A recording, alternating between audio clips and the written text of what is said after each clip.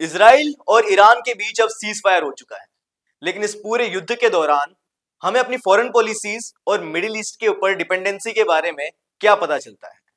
इस 12 दिन के दौरान ईरान ये धमकी देता रहा कि हम स्ट्रेट ऑफ हॉर्मस को बंद कर देंगे, जिससे पूरी दुनिया में मिडिल ईस्ट से जाता हुआ ऑयल डिस्टरप्ट हो जाएगा और पूरी दुनिया में ऑयल इन्फ्लेशन बढ़ जाएगा। पेट्रोलियम मिनिस्ट्री ऑफिशियल्स ने इसे मॉनिटर किया और एनालाइज किया कि इंडिया का इस पर क्या इंपैक्ट रहेगा। तो इंडिया लेता है ईरान से 0% ऑयल 2018-19 के बाद से, और जो 2-3% लेता था 2021 तक रशिया से, वो बढ़ाकर हो गया 38%, क्योंकि रशिया के ऊपर सैंक्शंस लगाए थे यूएस और यूरोप ने।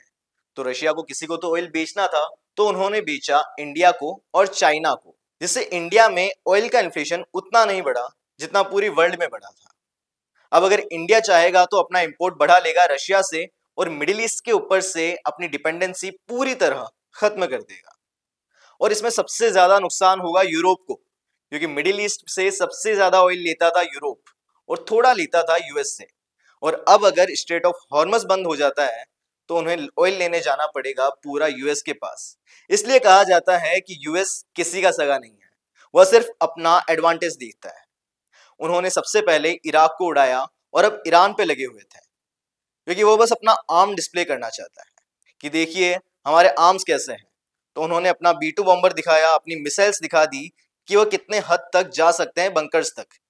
इसके बाद अब वो ऑयल भी बेचेगा और इसमें चाइना भी फंस जाएगा, क्योंकि चाइना भी लेता है बस 20% ऑयल रशिया से और बाकी का लेता है मिडिल ईस्ट से। चाइना लेता है 20% ऑयल ईरान से, क्योंकि उनकी डील चलती है कि आप हमसे मिसाइल्स ले लो और आप हमें ऑयल दे दो। अब अगर स्ट्रेट ऑफ हॉर्मस बंद हो जाता तो नुकसान चाइना को भी होता। सोचिए इंडिया ने कितना दिमाग लगाया है कि सबसे पहले ईरान से इंपोर्ट बंद कर दिया और रशिया से इंपोर्ट बढ़ा दिया। आप समझिए, इसमें यूरोप का सबसे बड़ा नुकसान हुआ है, चाइना का नुकसान हुआ है, यूएस का सबसे ज्यादा एडवांटेज हुआ है और इंडिया न्यूट्रल रहा। इसलिए हमारा एडवांटेज है, क्योंकि हम रशिया से ऑयल लेते रहे, इजराइल से वेपन्स, और ईरान से कोई दिक्कत नहीं है। उनके लीडर ने हमारे प्रधानमंत्री से बात भी की अच्छे से इस युद्ध के दौरान।